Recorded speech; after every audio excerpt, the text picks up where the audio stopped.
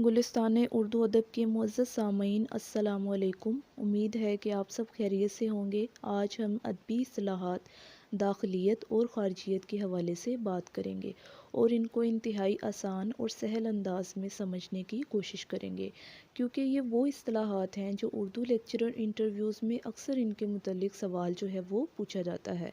तो सबसे पहले हम बात करेंगे दाखिलियत के हवाले से।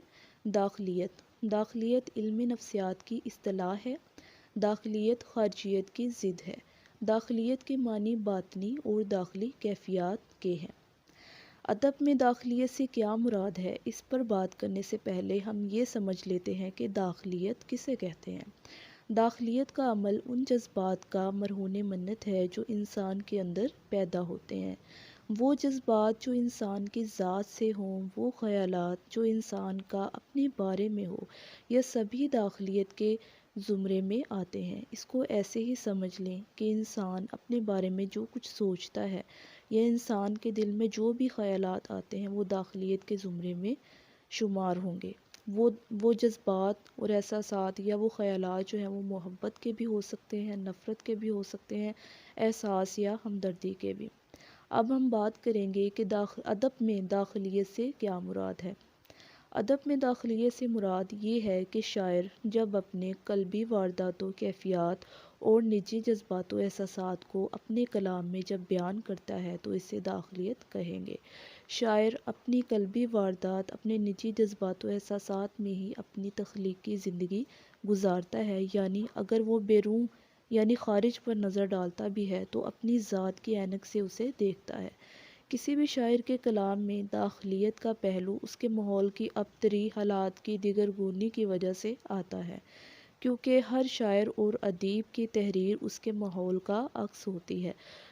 मिसाल के तौर पर मीर की शायरी, दबिस्तानी दिल्ली की शायरी, ये दाखिलियत की मिसालें हैं।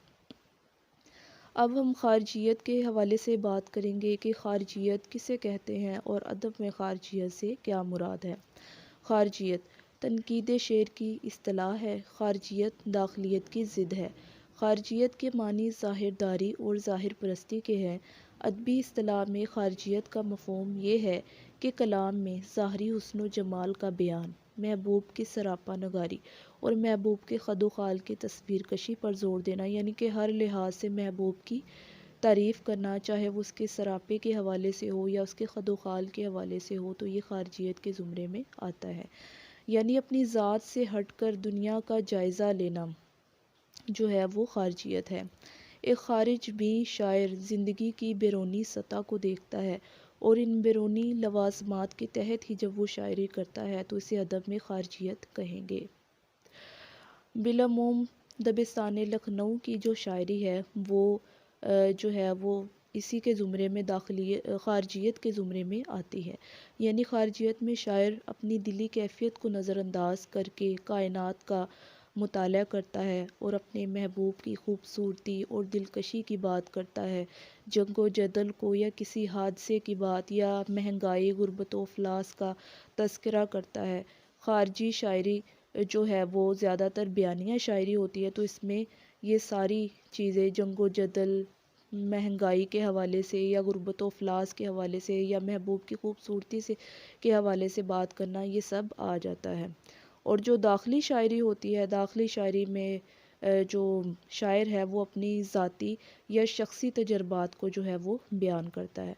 अब दाखिलियत और ख़ारिजियत के हवाले से जो है वो हम एक एक मिसाल देख लेते हैं। जैसे दाखिलियत की मिसाल मीर का ये शेर, रोशन है इस तरह दिले वीरां में दाग एक, रोशन है इस तरह दिले वीरां में दाग एक, उजड़े नगर में जैसे जले है चिराग एक। और अब ख़ारिजियत के हवाले से ख्वाजा हैदर अली आतिश का ये शेर मुलाहिज़ा करें। हवाए दौर मई खुशगवार राह में है, हवाए दौर दौर मई खुशगवार राह में है, खिज़ा चमन से है जाती बहार राह में है। तो उम्मीद है कि आप सबको ये वीडियो पसंद आई होगी। हमारी मज़ीद वीडियो के लिए चैनल को सब्सक्राइब करें। अल्लाह हाफ़िज़।